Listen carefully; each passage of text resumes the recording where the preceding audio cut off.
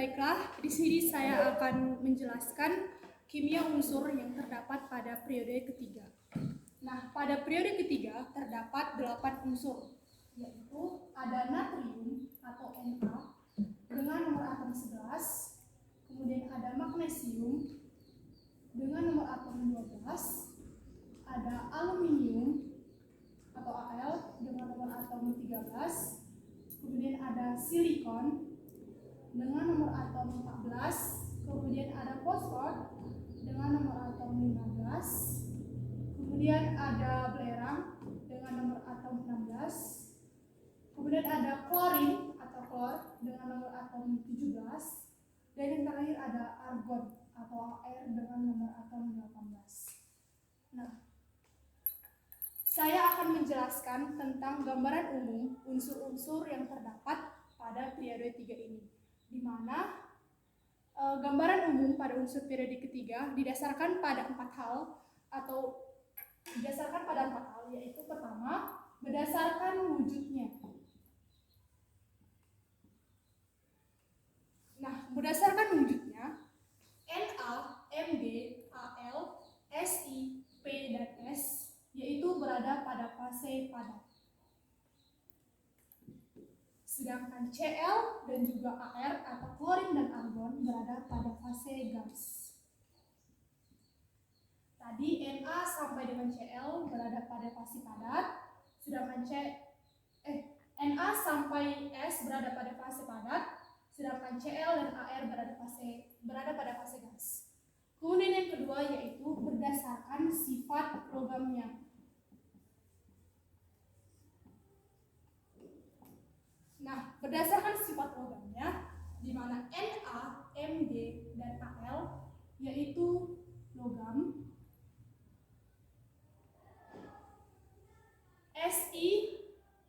Si dan P adalah metaloid. Metaloid artinya semi logam, bisa logam dan juga bisa non logam. Kemudian Cl, S dan Cl yaitu non logam. Nah, sedangkan Ar atau argon yaitu gas mulia.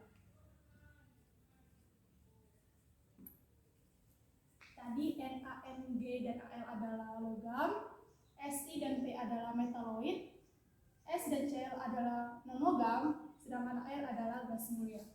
Kemudian yang ketiga yaitu berdasarkan sifat reduktor atau oksidator.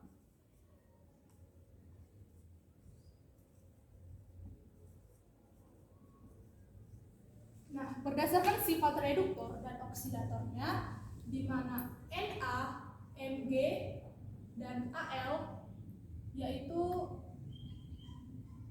reduktor,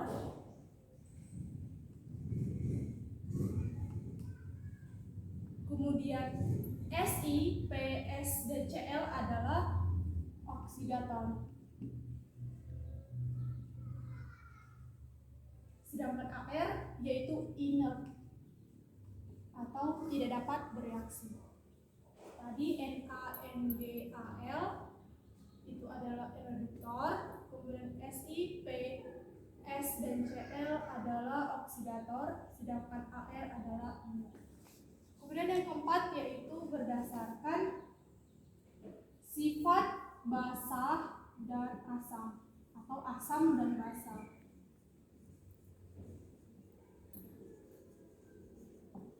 Nah, berdasarkan sifat asam dan basahnya, di mana Na dan Mg adalah basah,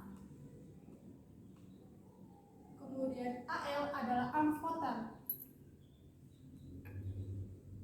Amphoter itu artinya bisa asam dan juga bisa basah. Kemudian Si, Ps, dan Cl itu adalah asam. Kemudian Ar atau argon itu bukan asam dan juga bukan basah.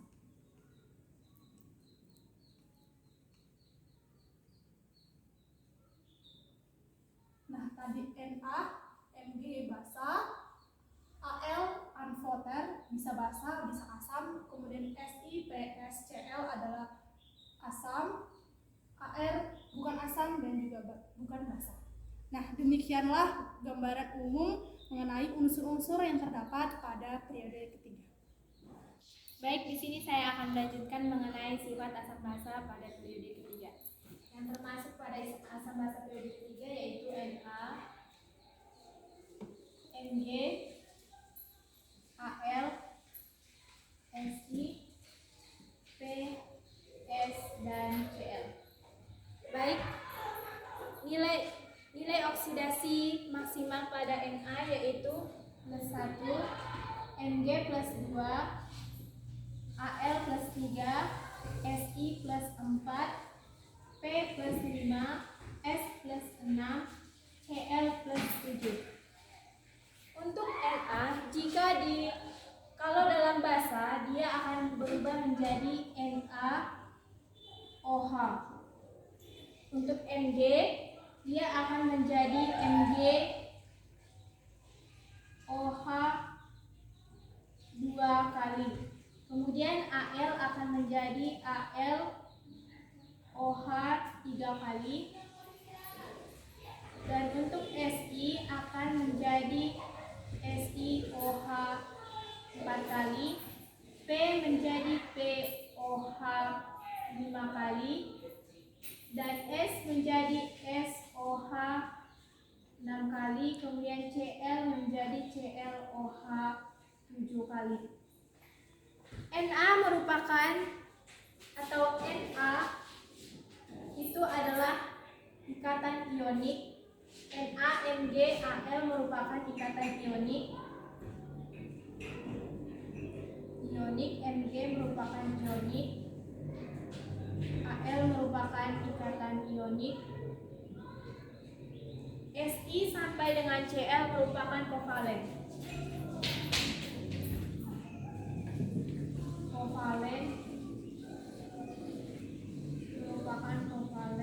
Cl merupakan kovalen. Dan untuk sifat asam basanya, Na merupakan basa kuat.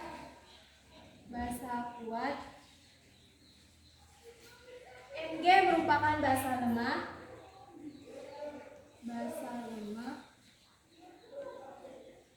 Dan Al merupakan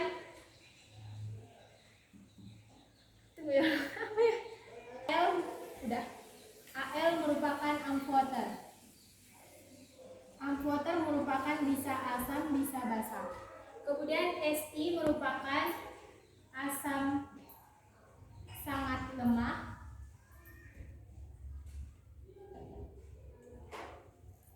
Dan P merupakan asam lemah.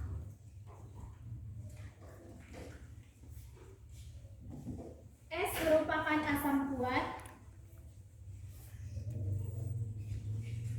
Dan Cl juga merupakan asam kuat.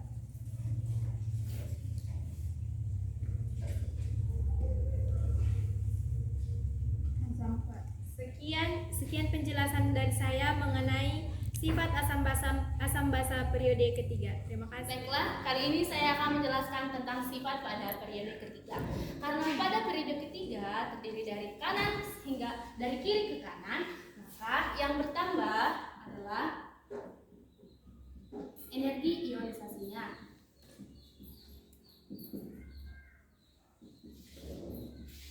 Energi ionisasi dari Na selalu bertambah hingga ke argon. Selanjutnya yaitu afinitas elektron.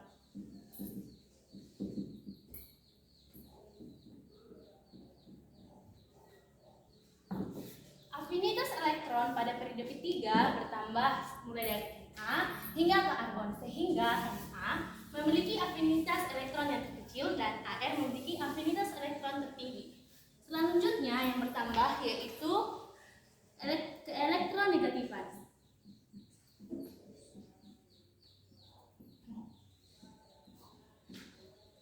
Pada unsur periode ketiga, keelektronegatifannya bertambah dari kiri hingga ke kanan kecuali argon.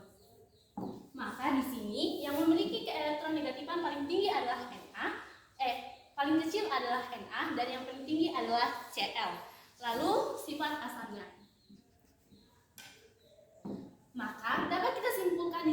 memiliki sifat asam yang paling tinggi itu adalah argon dan yang paling kecil yaitu Na.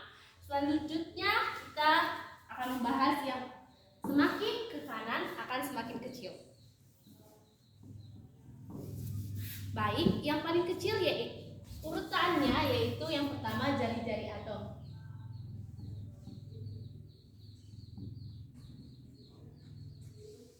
Pada periode ketiga, dari kiri hingga ke kanan, jari-jari atomnya itu semakin kecil, sehingga dapat kita simpulkan bahwa Na adalah jari-jari atom yang paling besar dan Ar adalah jari-jari atom yang paling kecil. Selanjutnya yaitu sifat logamnya. Selanjutnya yaitu sifat basah. Dan yang terakhir yaitu sifat reduktornya.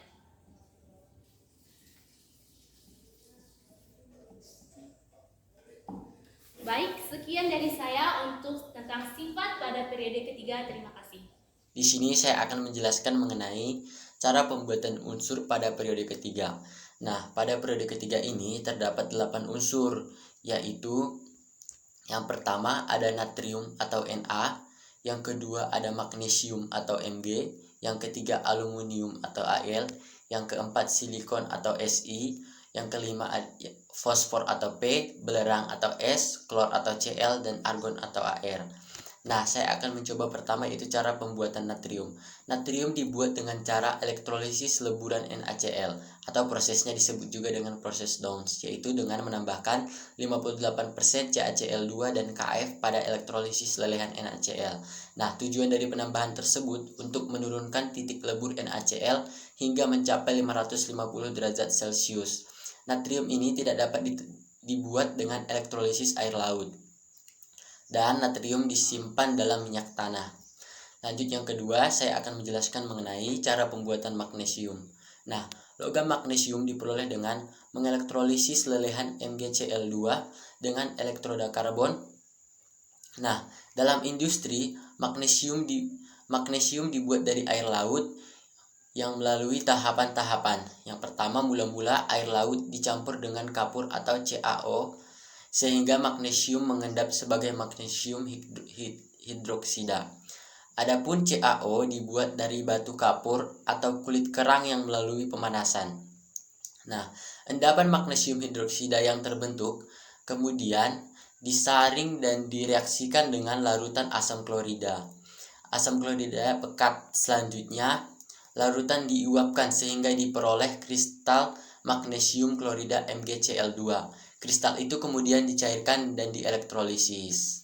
Nah, saya akan lanjut kepada yang ketiga, yaitu cara pembuatan aluminium. Dalam industri, logam aluminium dibuat dengan cara elektrolisis leburan aluminium oksida. Nah, oksida yang digunakan berupa bauksit yang dicampur dengan oksida-oksida lain, seperti besi oksida dan silikon oksida. Dan yang keempat adalah cara pembuatan silikon. Silikon dibuat dari silika dengan kokas sebagai reduktor.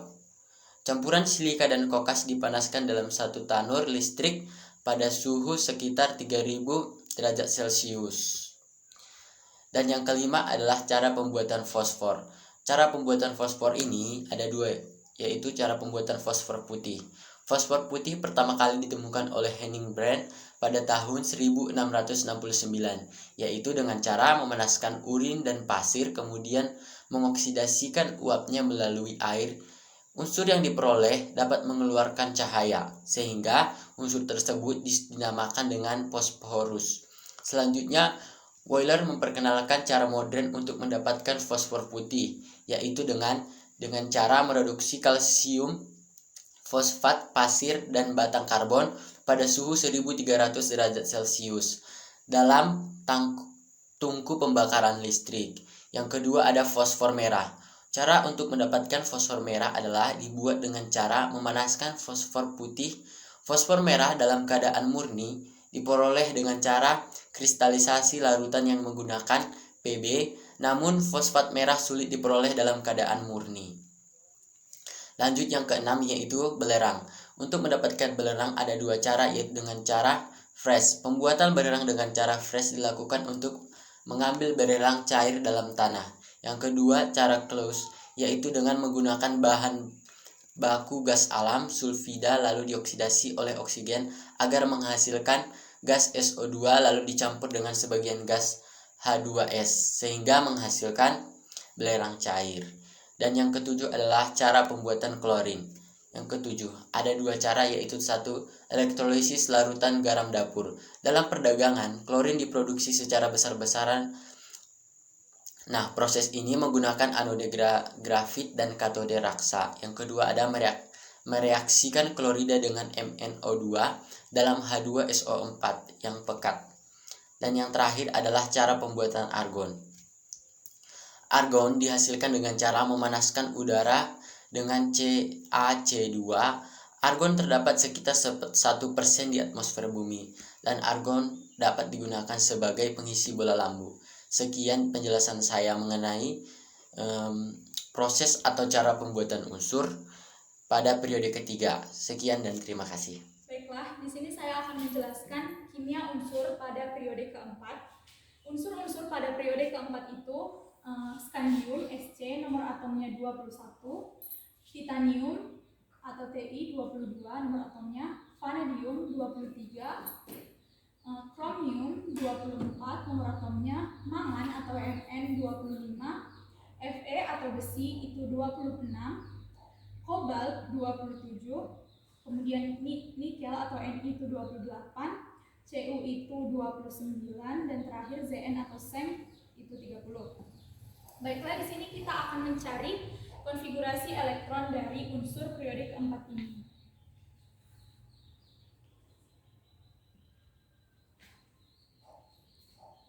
Konfigurasi elektron. Nah, konfigurasi elektronnya kita menggunakan argon agar lebih cepat, yaitu seperti ini.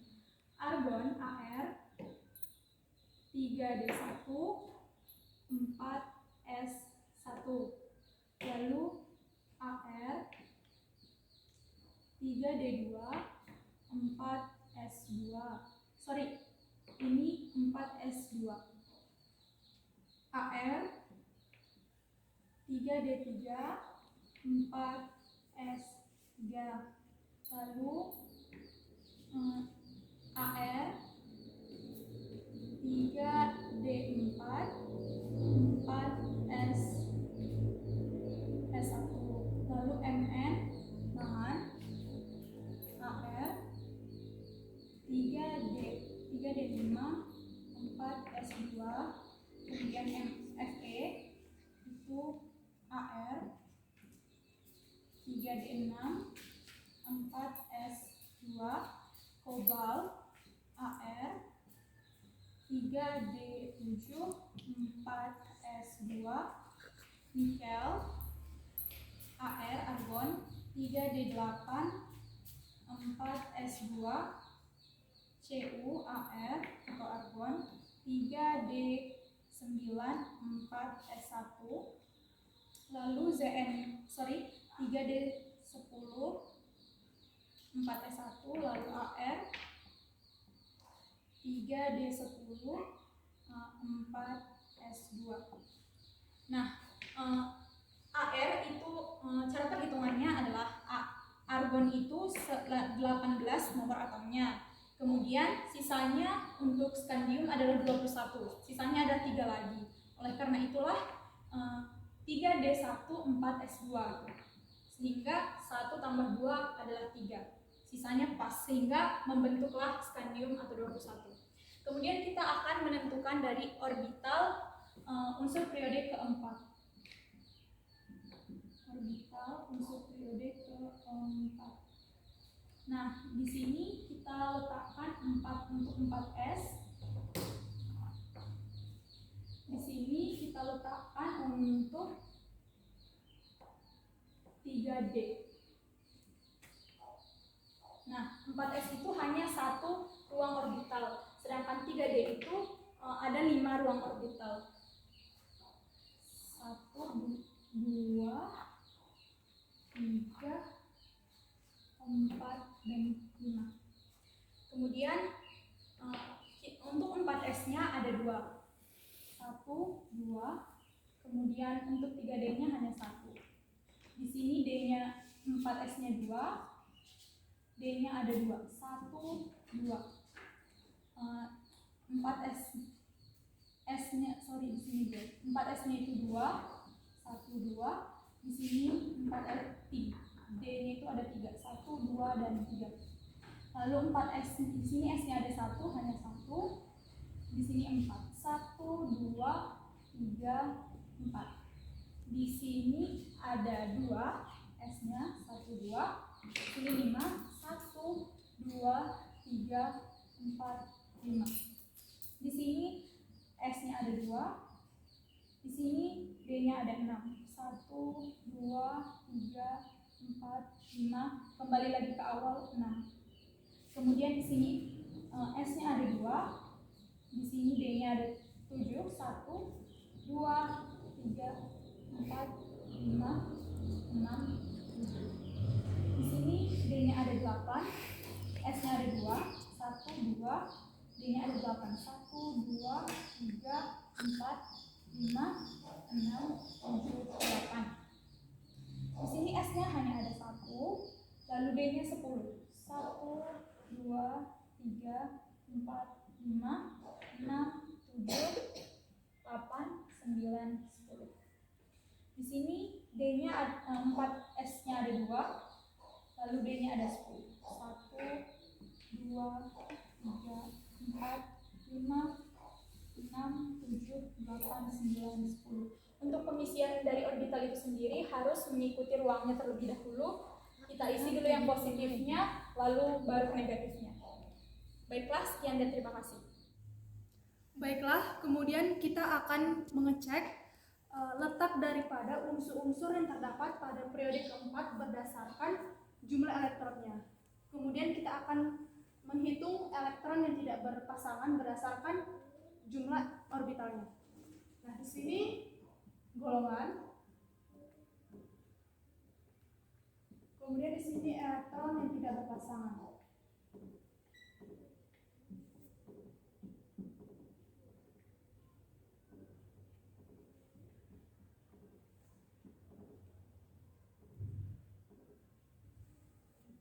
Nah, menentukan golongannya dapat kita lihat dari jumlah elektron yang terdapat pada setiap unsur pada periode 4. Di sini ada scandium dengan jumlah elektron 3, maka berada pada golongan ketiga, yaitu 3D. Titanium, golongan elektron, jumlah elektronnya ada 4, maka berada di golongan 4D. Kemudian ada vanadium, jumlah elektronnya yaitu 5, maka berada di golongan 5B. Kemudian ada Cr dengan jumlah elektron 6 elektron, maka berada di golongan 6B. Kemudian mangan dengan jumlah elektron 7, maka berada di golongan 7B. Kemudian Fe atau besi dengan jumlah elektron 8, maka berada di golongan 8B. Selanjutnya Co atau kobalt dengan jumlah elektron 9, maka berada di golongan 8B. Kembali lagi ke golongan 8B. Selanjutnya ada Ni atau nikel dengan jumlah elektron 10, maka berada di golongan 8B. Kembali lagi ke golongan 8B. Kemudian ada Cu, yaitu dengan jumlah elektron 11, kembali lagi ke 1D karena tidak ada golongan 11. Kemudian Sn atau besi dengan jumlah elektron 12, maka kembali lagi ke golongan 2B. Nah, inilah golongan atau peletakan golongan berdasarkan unsur-unsur. Peletakan golongan unsur-unsur periode 4 berdasarkan jumlah elektronnya. Nah, kemudian kita menentukan elektron yang tidak berpasangan, yaitu dapat kita lihat dari jumlah orbitalnya. Di sini jumlah orbitalnya ada 1, maka yang tidak berpasangan maka 1. Kemudian ada pada Ti 2 yang tidak berpasangan. Kemudian pada vanadium atau Fe yaitu 3 elektron tidak berpasangan. Kemudian pada Cr ada 1, 2, 3, 4, 5, 6 elektron tidak berpasangan. Kemudian pada mangan ada 1, 2, 3, 4, 5 elektron yang tidak berpasangan. Kemudian pada Fe atau besi terdapat 4 elektron yang tidak berpasangan. Kemudian pada kobalt itu terdapat 3 elektron yang tidak berpasangan. Kemudian pada nikel atau Ni, nikel atau ini terdapat 2 elektron yang tidak berpasangan. Kemudian pada Cu terdapat 1 elektron yang tidak berpasangan dan zat N atau besi tidak ada. Nah, demikianlah peletakan golongan unsur-unsur pada periode 4 dan juga jumlah elektron tidak berpasangan berdasarkan orbitalnya. Sekian dan terima kasih. Baik, di sini saya akan melanjutkan mengenai sifat unsur periode keempat. Sifat unsur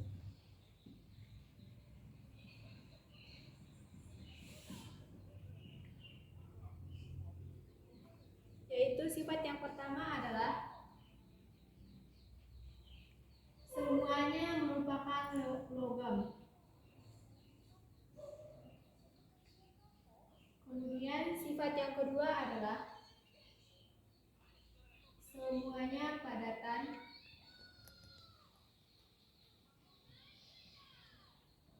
kecuali Hg. Hg ini merupakan raksa. Kemudian sifat yang ketiga adalah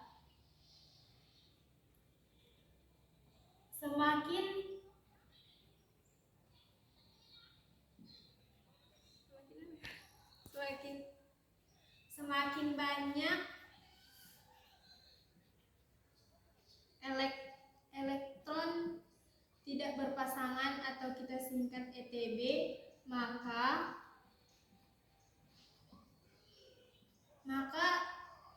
titik didih akan semakin tinggi. Titik didihnya semakin tinggi,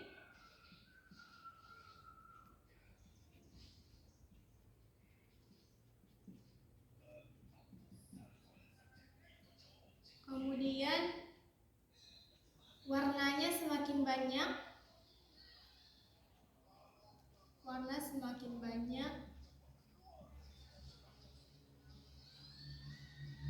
biloxnya juga semakin banyak,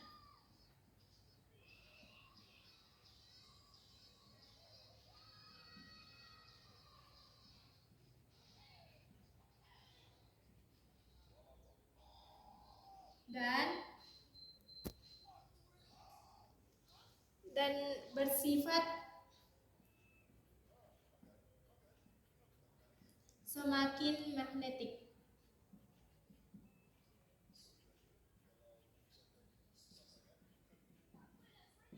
Untuk sifat keempat yaitu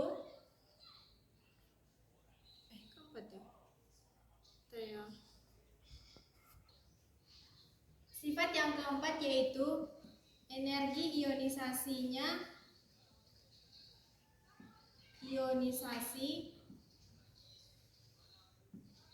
bertambah dari Sc ke Zn.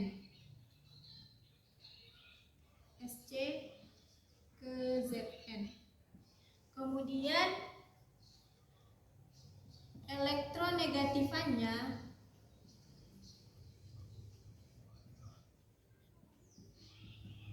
bertambah dari Sc ke Zn. Dan sifat yang terakhir adalah bersifat katalis. Apa itu bersifat katalis? Katalis merupakan zat untuk mempercepat suatu reaksi tanpa bereaksi kembali. Sekian penjelasan saya mengenai sifat unsur periode keempat. Terima kasih.